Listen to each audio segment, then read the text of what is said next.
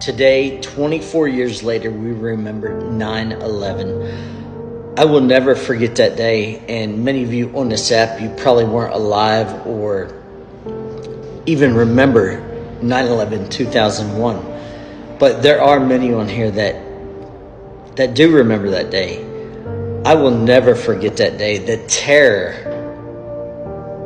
that I felt that day, I still feel today when I see the clips and the videos of that day.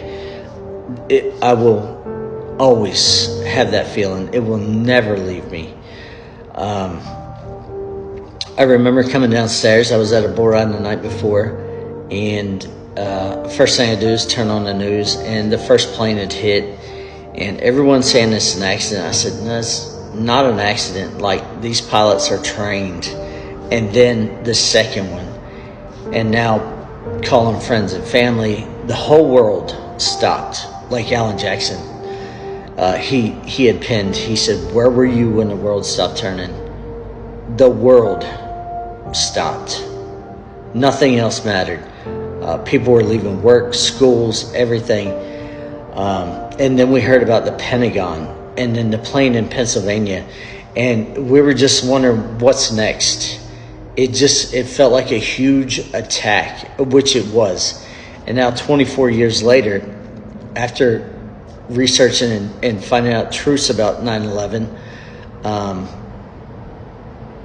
it doesn't make it any easier that day. It's probably a little harder, but I will never forget that day, seeing the images of people jumping to their deaths, and the firefighters and everything of that day. It will be engraved in our minds forever, those of us that lived through that. And I think many of you will always feel the same thing that I still feel to this day.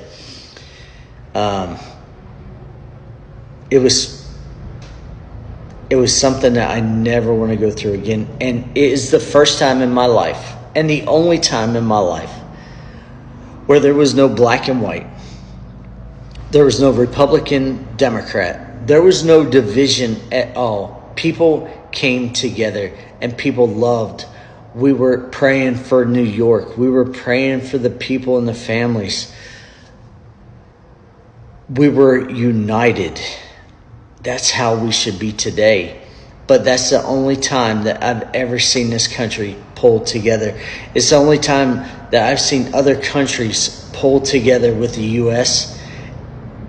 It is something that I will never forget. Everybody loved one another. People held hands with strangers and prayed.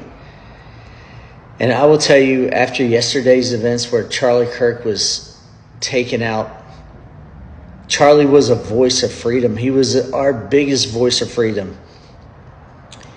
He spoke absolute truth. He debated, and he gave people with a different view a chance to talk and to have a conversation.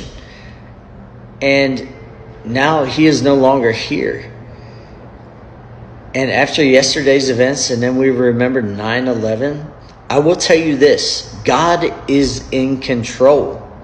Light and darkness cannot coexist. Light will always overcome darkness. We need to be that beacon of light. God wins. God wins in the end. There's prominent evil in today's world, but don't lose faith, because you know what? We win in the end. God wins in the end. Anyway, keep your heads up. Keep fighting a good fight. Charlie's voice is not silenced. And 9/11, we will never forget that day.